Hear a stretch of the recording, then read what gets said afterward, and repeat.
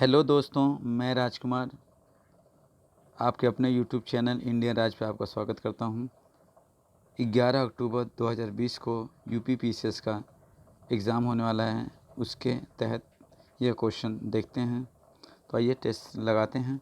तो पहला क्वेश्चन है कि इनमें से किस को लंपट मूर्ख के नाम से जाना जाता है। तो लंपट मूर्ख के नाम से जाना जाता है जहांदार शाह को। जहांदार शाह को कहा जाता है। इसके बारे में कुछ जाना जाए तो जहांदार शाह को लंपट मूर्ख कहा जाता है। इन्होंने अपने शासन में लाल कुमारी नाम की वेश्या को हस्तक्षेप करने का आदेश दे रखा था। लाल कुमारी नाम की वेश्या, ये ध्यान रखना, लाल कुमारी नाम की वेश्या थी। नेक्स्ट है कि मुगल कालीन इतिहास में निम्न में से किन को शासक निर्माता के रूप में जाना जाता है। तो इनमें से जाना जाता है किसको, सैयद बंदू हुसैन अली खां को। तो हुसैन अली खां एवं अब्दुल्ला खां को माना जाता है, शासक का निर्माता के रूप में जाना जाता है मुगल कालीन इतिहास में। मयूर सिंहासन पर बैठने वाला अंतिम शासक कौन था। मयूर सिंहासन पर बैठने वाला अंतिम शासक था मोहम्मद शाह। मोहम्मद शाह, तो ये हो जाएगा सी। मयूर सिंहासन पर बैठने वाला अंतिम मुगल शासक मोहम्मद शाह था। मयूर सिंहासन को शाहजहां द्वारा बनवाया गया था। इनमें से किसके काल में अंग्रेज़ों ने दिल्ली पर कब्जा किया था। तो अंग्रेज़ों ने दिल्ली पर कब्जा किसके शासन में किया था। तो वह है दोस्तों शाह आलम द्वितीय। शाह आलम द्वितीय, इसका बी होगा। शाह आलम द्वितीय के शासनकाल में 1803 में अंग्रेज़ों ने दिल्ली पर कब्जा कर लिया था। पानीपत का तृतीय युद्ध। पानीपत का तृतीय युद्ध हुआ था दोस्तों 1761 में। 1761 में हुआ था। कब हुआ था? 1761 में हुआ था। तो पानीपत का तृतीय युद्ध 1761 में मराठा एवं अहमद शाह अब्दाली की सेना के बीच हुआ था। इस युद्ध में मराठों की हार हुई थी। छठा क्वेश्चन है कि अहमद शाह अब्दाली ने भारत पर कितनी बार आक्रमण किया था। अहमद शाह अब्दाली ने इसमें भारत में किया था 8 बार। अहमद शाह अब्दाली का वास्तविक नाम अहमद खान है। इसने 8 बार भारत पर आक्रमण किया था। नेक्स्ट है कि इनमें से किसके मंत्रिमंडल को अष्टप्रधान कहा जाता था।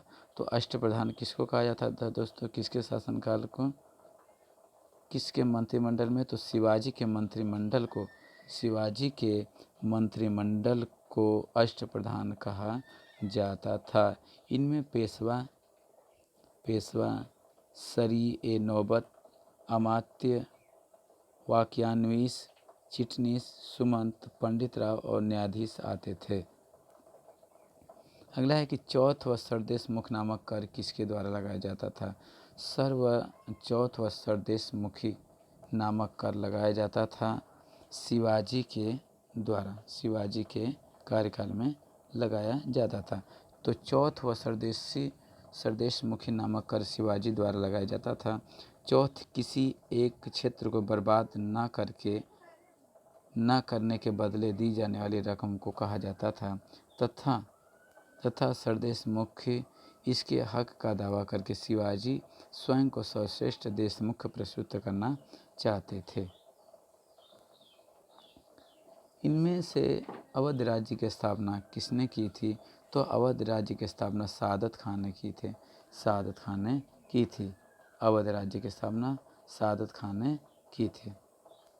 नेक्स्ट है कि एक संगीतकार के रूप में इनमें से किसने ख्यालों की रचना की थी। तो ख्यालों की रचना मोहम्मद शाह ने किया था।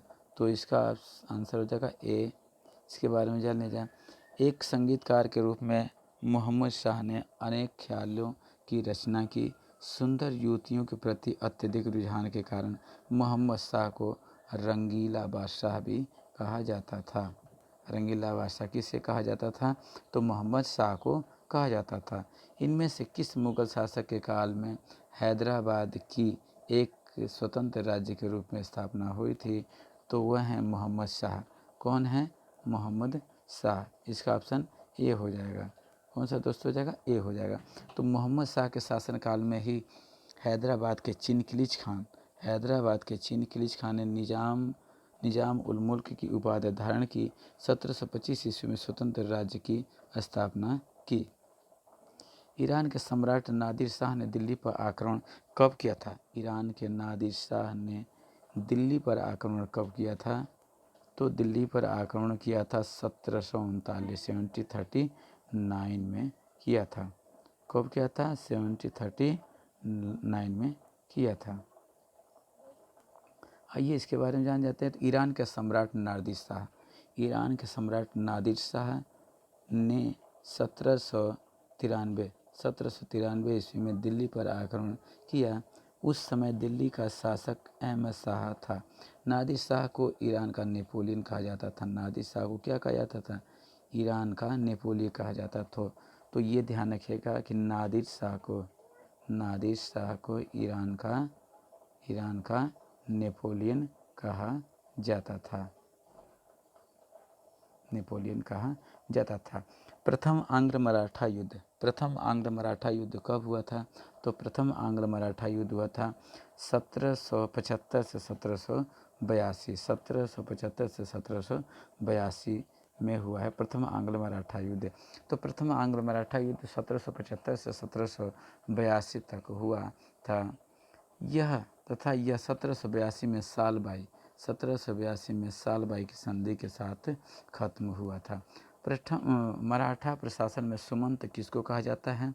तो मराठा प्रशासन में सुमंत कहा जाता है, ये कहा जाता है मंत्री को। ये क्या कहा जाता है? मंत्री को कहा जाता है।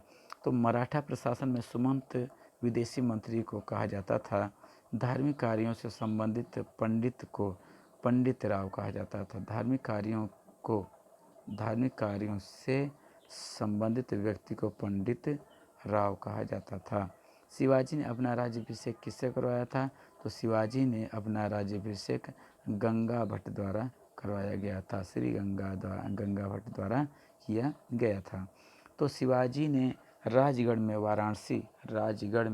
वाराणसी के प्रसिद्ध विद्वान श्री गंगा भट्ट द्वारा अपना राज्य अभिषेक करवाया था। मूल रूप से गंगा भट्ट महाराष्ट्र के सम्मानित ब्राह्मण थे जो लंबे समय से वाराणसी में रह रहे थे। आई होप दोस्तों कि यह वीडियो आपको पसंद आएगा। कृपया इसको लाइक कीजिए, सब्सक्राइब कीजिए। धन्यवाद आपका।